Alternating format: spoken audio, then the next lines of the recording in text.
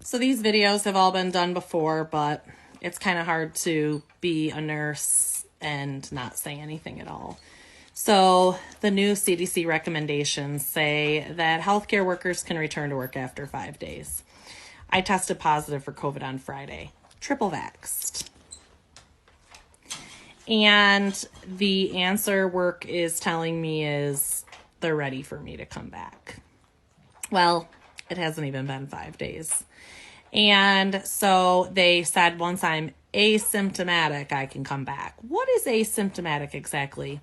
Well, they tell me a cough that is not disruptive to others.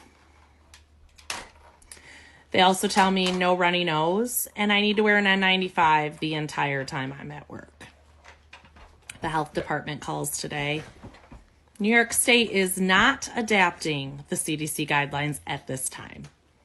But they tell me, go ahead and do what your work tells you to do. So I said, okay, so I'm off quarantine since work is telling me to come back. No. I'm still on quarantine, but I can only go to work and back. So what you're telling me is in the great state of New York, you can go take care of patients while you are actively having COVID, but you can't go to the grocery store. Can't stop for food, can't get a coffee, can't go to the gas station, can't go anywhere. And what about my 3 kids that are on quarantine? Who's going to watch them while I go back to work? Have we not thought of this? Because my kids are still on quarantine for 10 days, but I'm expected to go back to work after 5. And what about this whole AHA guidelines with let's just go ahead and do CPR without PPE? I have COVID.